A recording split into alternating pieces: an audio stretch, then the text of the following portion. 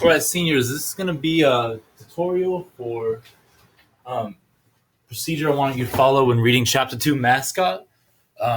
We should have gotten done just the first couple pages in class. So what I want you to read is preferably the whole chapter, but we will be covering pages 35 through 40 in class. So just read up to 35 if you really want to do the minimum. All right, so first off, what I want to show you is the basic procedure that some of you have been struggling with, which is the idea of how do you do this word, phrase, sentence procedure in order to analyze a text. So hopefully, just by doing the first opening pages, I'll kind of model for you how that works and give you some ideas about how you could do it with the other assigned parts of chapter 2. Starts off with a reading focus question. So I'm never going to ask you to just find a word, phrase, sentence without giving you a reading focus question. So when you're trying to think about the question of what kinds of words, phrases, and sentences should I find, always refer to the question, because that's specifically the lens I want you to use when looking for what are the right words. So the reading focus question for chapter 2 is, how do the scenes and relationships in chapter 2 develop Malcolm X's character? All right, so I'm going to try and pick out only the words, phrases, and sentences that develop Malcolm X's character. Another thing is that by doing this, I'm also going to be analyzing probably the number one theme of chapter 2, which is the search for identity. So Malcolm X's emotional life is defined by transformation.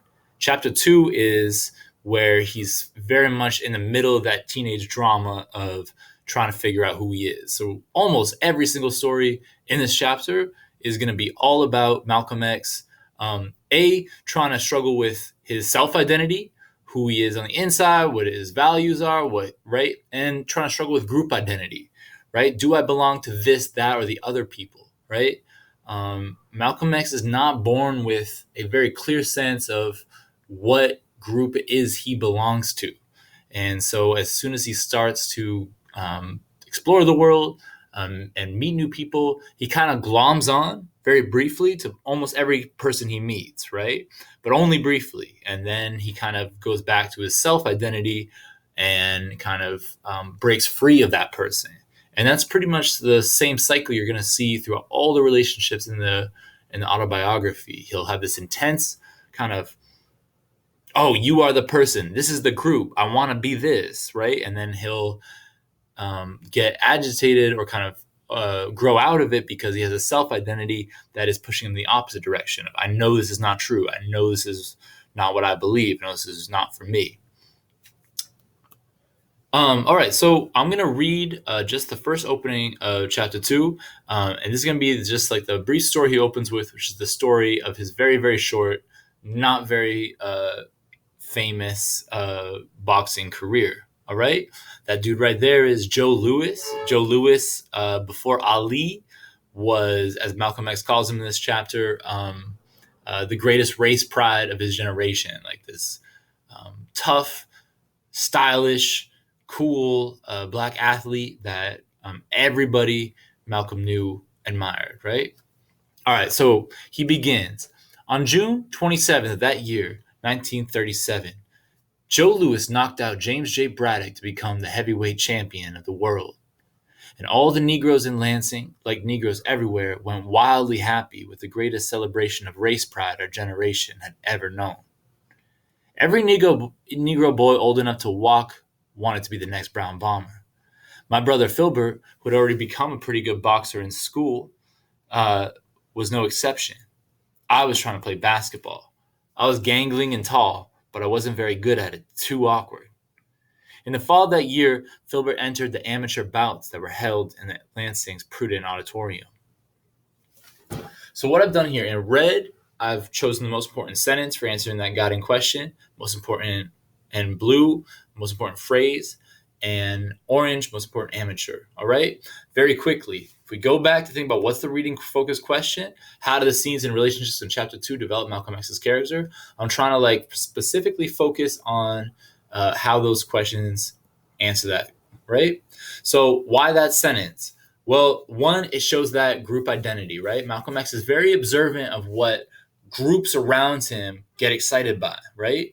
But he doesn't quite get it. He can share in it, but he doesn't quite get it. So I think it's interesting that he's pointing out this moment because it was a moment when all Black Americans felt together, kinship, right? Connected. Joe Louis just knocked out James J. Braddock, a white boxer, to become the heavyweight champion of the world, right? It's a thing where everyone was just brought together in celebration.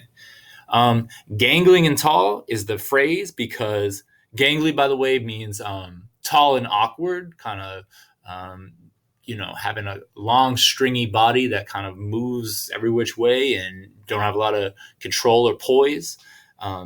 So I really like that because right away, X introduces Joe Louis, who, again, cool, tough, every kid wants to be him. And then he introduces himself, gangly and tall, right? He tried basketball. He wasn't good at it, right? Too awkward. That would actually be a pretty good phrase to choose too. And then I chose the phrase amateur because that idea of, being kind of embarrassingly new at something is going to be the theme or the idea that goes throughout these next paragraphs. All right. He did well, this is Joe Louis, surviving the increasingly tough... Oh, no, sorry, this is Reginald. Filbert, my bad. All right, this is Filbert. He did well, surviving the increasingly tough eliminations. I would go down to the gym and watch him train. It was very exciting. Perhaps without realizing it, I became secretly envious. For one thing, I know I could not help seeing some of my younger brother Reginald's lifelong admiration for me getting siphoned off to Filbert. All right, so in this little paragraph, there's a lot going on. I chose it was very exciting because that shows that Malcolm X is watching this with intense emotion and feeling, right? I chose envious because envy, by the way, is like jealousy. Jealousy is more you want what someone else has. Envy is you want to be who someone else is, right? Again, jealousy, wanting what someone else has. Envy, wanting to be who someone else is, right? So saying that he's envious of his brother is like him feeling insecure, wanting to be tougher, bigger, more competent. And then I love this last part where he talks about part of those feelings because his little brother, lifelong admiration for him, his little brother looks up to him all the time, right? He felt like as soon as Filbert started to become a good boxer, it got siphoned off. Siphon, by the way, is to draw out a liquid. Like you could do it, if you siphon the gas out of a car, you draw the gas out of the car. So this is really interesting to me because it shows that, X, being a man, I think one of his struggles is pride, right? He wants to be the center of attention. He wants admiration and attention from people. And so it's interesting that it's not just that he's not envious, actually, of his brother Filbert for being more athletic than him. He's envious because he's getting more attention than him, right? And that shows you that X, from a very young age, wanted to be famous, wanted to be known, wanted to be a household name. People praise Filbert as a natural boxer. I figured that since we belong to the same family, maybe I would become one too. So I put myself in the ring. I think I was 13 when I signed up for my first bout, but my height and raw-boned frame let me get away with claiming that I was 16. The minimum age and my weight of about 128 pounds got me classified as a bantamweight. All right, I chose bantamweight because, that's what it was classified as, but if you don't know, bantamweight is, I think, the second to last, lightest, smallest kind of boxer you can be. I think the only thing smaller than bantamweight, bantam means small chicken, is a flyweight, right? So if you're any skinnier than a bantam, you're a fly. Again, I chose height and raw bone frame because he's really drawing attention to the intense awkwardness he felt in his body as a teenager. And then I like this sentence. I figured that since we belong to the same family, maybe I could become one too. Again, that constant search for some kind of group identity to belong to, right? That need to belong that X has his whole life is right there, right? He's like, if I belong to this man, if I'm related to this man, maybe I could have his skills and know who I am. They matched me with a white boy. a novice like myself named Bill Patterson